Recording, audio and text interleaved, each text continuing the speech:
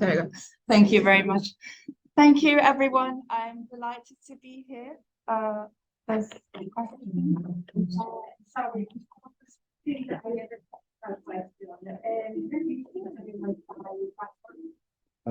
me a second. No one will come back to you with that.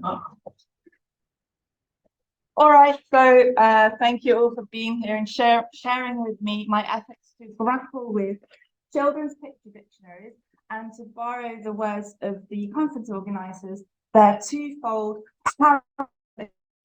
in the domains of the real and the fictional. So picture dictionaries are informational books expected to present facts about language, but they're also picture books.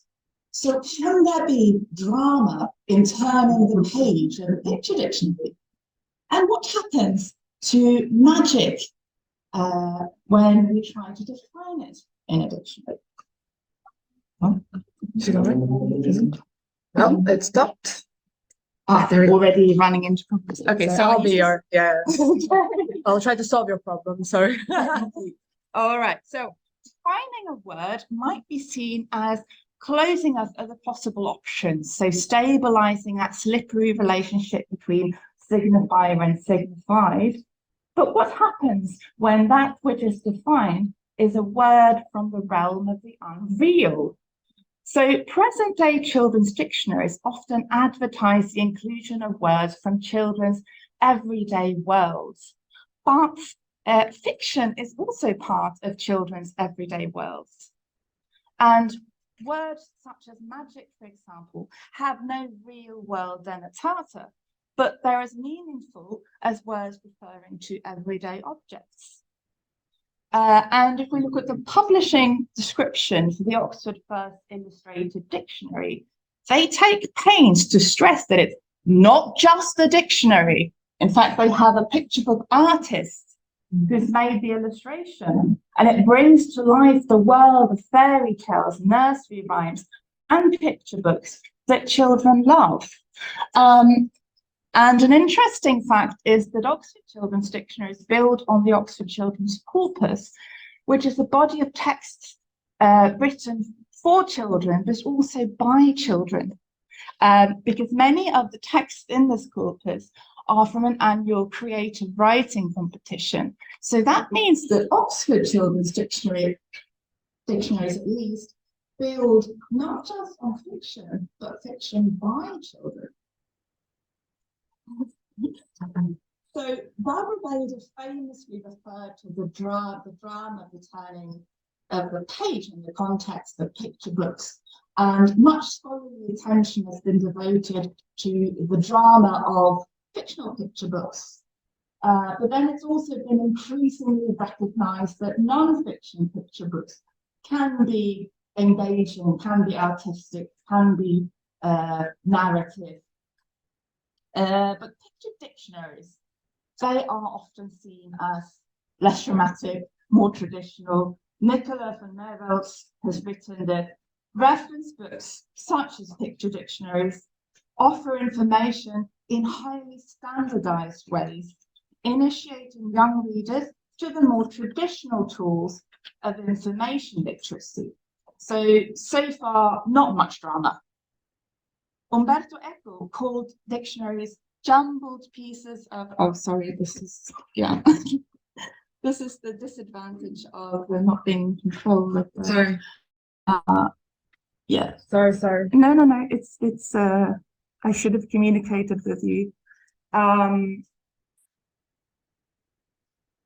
Jumbled pieces of world knowledge or encyclopedias in disguise.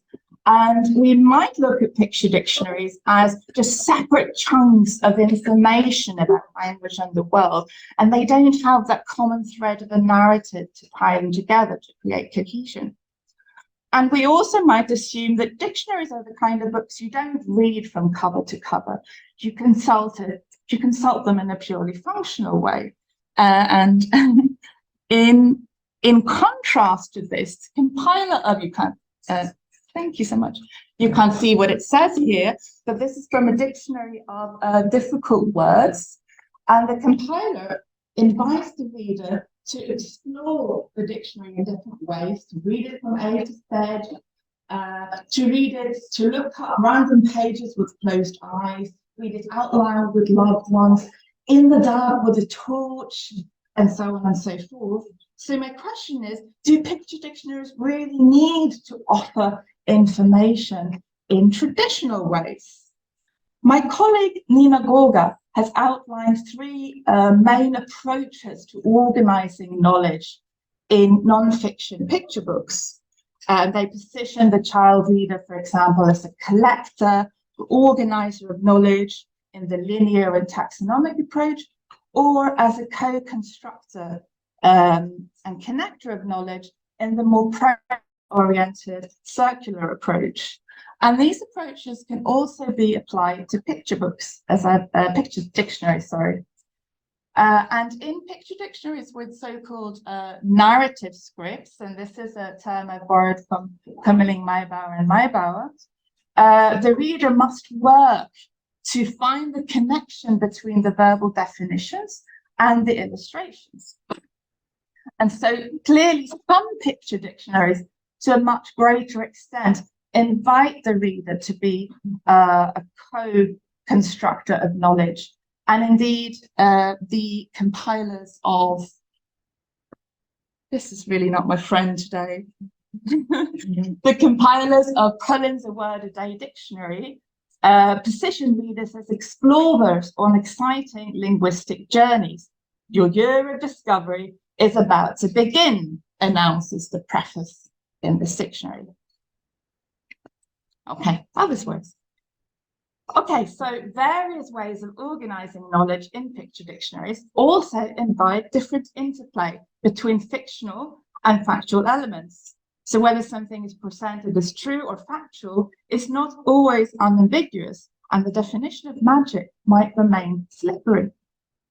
So headwords in dictionaries are typically organized alphabetically, thematically, or both. Thematic picture dictionaries may include representations of word in the context of a scene, such as this, or a narrative script. And here we have a fairy tale ball, which is used to illustrate vocabulary related to the semantic field of fairy tales. And so we see giants and fairies and witches, and then you have the words underneath. But in alphabetical picture dictionaries, you will typically have isolated entries with an illustration for each headword. And in such books, you will often have juxtapositions of words from the everyday world and words related to the fictional or the unreal. So here we have the entry for fairy, along with feather, fish, and farm, for example. And although they're on the same page, they're of course separated by borders. And in contrast, if we look at something like this dictionary, the factual and the fictional bleed into one another. So we have the feathers, and then you have the fairies playing in the feathers. So in a Norwegian bilingual edition of this, there's a caption that says, "The fairies are hiding in the feathers." Mm-hmm. So in these alphabetical picture dictionaries, the assumption has been that the relationship between text and image is symmetrical, so it's one-to-one. But I would say that there is potential for more complex interplay, even in these dictionaries, let alone the more narrative ones. And that these picture dictionaries also have, for example, recurring characters and other narrative elements. And to explore this, I've selected 8 English UK picture dictionaries published in the last 20 years. And the ones on the bottom are the newest ones published in 2019 and 2022. And they all present what you might call difficult or unusual words, and often with this idea that the reader will encounter a new word every day. And they will exclude common words like fairy and magic, but they interact with fiction and magic in other ways. And one of these ways is the fact that they very often have anthropomorphic animal characters, such as this tiger magician in Britannica's Word of the Day. And in the picture books with thematic organizations that I mentioned earlier, often you will have anthropomorphic animals in the context of a script, like this lion family having breakfast in the Longman Dictionary. But picture dictionaries also can contain verbal stories of their own. So you see that Britannica's Word of the Day has the story of the month. So that's a short story that includes all the words that the reader will have learned or encountered that month. And references to fiction can be intertextual in picture dictionaries. Like here, I don't know if you can see Little Red Riding Hood and the wolf. But they can also be verbal, so you can use quotes from to illustrate the meaning of particular words. For example, tomfoolery in Britannica's Word of the Day is illustrated with reference to a quote from Montgomery's Anne of Green Gables. I'm sorry that you can't see this so well here. And some dictionaries, like, for example, Collins' A Word a Day, will have actual entry words taken from works of fiction, like Jabberwock, defined as the fictional monster in Lewis Carroll's poem Jabberwocky. So these are quite, I don't know, obvious references perhaps, but just to show you an example of a type of illustration where the reader might have to work a little bit harder to find the intertextual fictional references. One of the entries here, and this is not actual work, I think. No. Is it going? Oh, no, okay. Oh yeah, no, this is not, this is going to be a disaster because essentially I wanted to highlight and circle and so on. So I'll just have to talk you through it. One of the entries is dish, and I don't know if you can see, but here there is a dish holding hands with a spoon. So this is from the well-known nursery rhyme, The Dish Ran Away with the Spoon. So it's the hey diddle diddle, the cat and the fiddle, the cow jumped over the moon. Excuse my but you can, if you look at this illustration, you can see other examples, other words that are illustrated here. For example, dog, dogs. There are 3 dogs here. There's a Dachshund, there's a Dalmatian. All of these are included in the entry. There's a doctor in disguise. I really don't know whether this will work. Oh yes, it actually does work. There we go. There's a doctor in disguise. There is a donkey jumping over the moon in lieu of a cow. A cow is on a different page. And there is a doll in a blue dress. And if we really want to take it to a more abstract level, we could even say that this illustrates the verb discover, because the group seem to be on a journey discovering something. So this kind of language stimulating tableau is strengthened by these intertextual references to the nursery rhyme and children's fiction. And these references allow all of these characters to coexist in the same scene.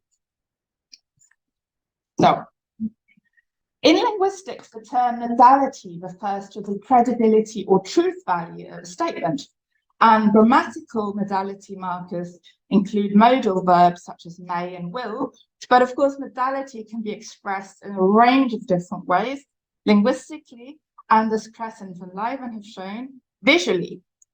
And Nikolaev and Scott have built on this concept and applied it specifically to picture books. And they stress that complex modality comes from the interaction of the visual and verbal, and this allows readers to decide whether to apply a mimetic, literal, or symbolic interpretation. And picture dictionaries may show what Nikolaeva and Scott refer to as dubitative modality, so expressing a doubt, in the verbal text, the visual text, or both. An example of dubitative modality in the verbal text is the entry for magic in this dictionary, which you cannot read, but I will read to you. In stories, people use magic to do impossible things. And the second sense is magic is also doing clever tricks that seem to be impossible. So magic is either fictional or it's a trick. But picture dictionary entries for words belonging to the realm of fiction and the fantastic, such as magic, can also present what Nikolaev's got referred to as counterpoint in modality. So the verbal text, for example, presents something as true, while the visual text suggests a non-mimetic representation, or the other way around. And this can be true even for the kind of alphabetical picture dictionaries that we've assumed have this one-to-one symmetrical relationship.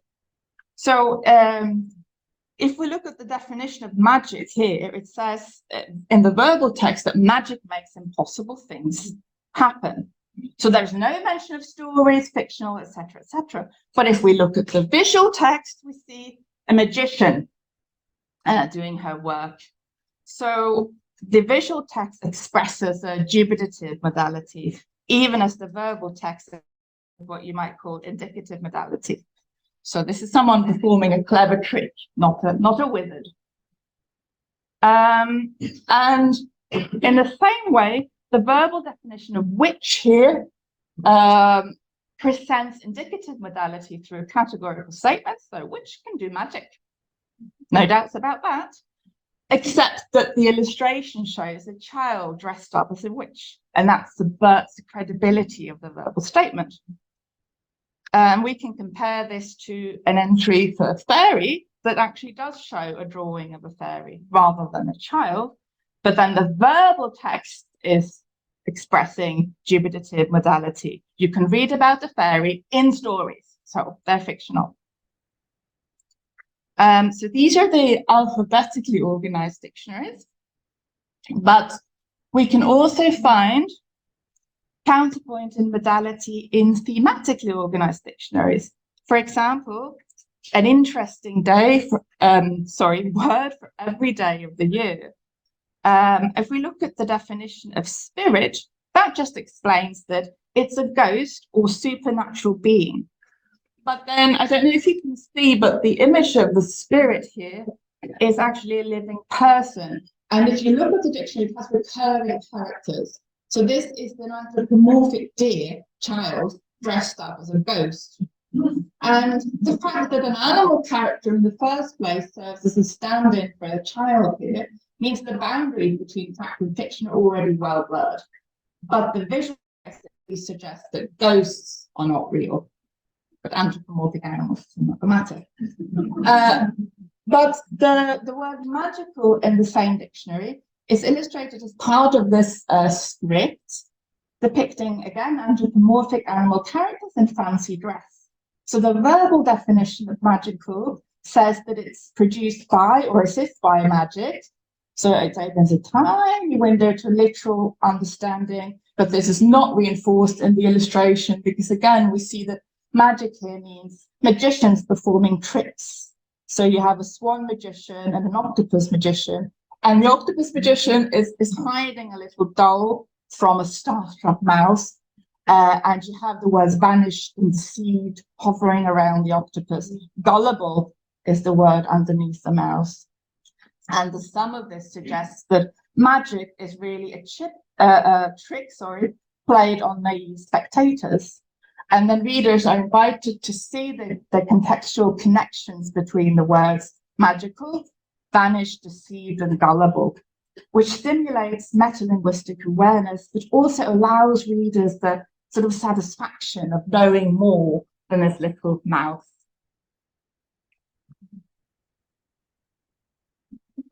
Humor and nonsense are also important ingredients in picture dictionaries, just as in children's fiction. This can be achieved by unexpected juxtapositions and combinations of modalities. For example, in a semantic, in the field of fruit in the Longman Picture Dictionary, is illustrated by a sort of tableau of high-color photographs of fruit. You can't see it so well, but they have drawn on googly eyes and limbs, and they are fruit in the gym. Why not? And again, in the Oxford Reading Tree Dictionary, there's an entry for vanish that explains that if you vanish, you disappear. And the illustration shows a boy literally vanishing, as if by magic. And this element of humorous irony empowers the child readers who might find it fun to point out that, oh, no, that's not actually what happens if you vanish. And this is a different approach than what we just saw in an interesting word for every day of the year, where vanish was illustrated by a magician performing tricks. The recurring anthropomorphic characters in an interesting word for every day of the year often appear in everyday situations, creating what Julie Cross refers to as humorous incongruity. And one example is Piggy's Pizza Parlor, where a presumably cannibalistic pig chef is serving up pizza to herbivores, such as there's a deer, there's a cow. And these kind of slightly jarring juxtapositions require the child reader to either just read these as people, not animals, which they're used to from children's fiction anyway, or embrace the sort of humorous contradictions. Okay. So how do we define magic? Do we kill the illusion immediately, or sow seeds of ambiguity through counterpoint and modality? The interplay between visual and verbal and fact and fiction in picture dictionaries can be humorous, it can be absurd, it can be an invitation to a ludic perspective on meaning making, where the boundaries of fact and fiction are deliberately blurred. Because after all, the everyday can be magical, and magic can be part of the everyday. So to show you some examples of factual magic in picture dictionaries, this is the illustration for the word bioluminescent, and the verbal text explains fireflies are bioluminescent, and this helps them find and recognize each other.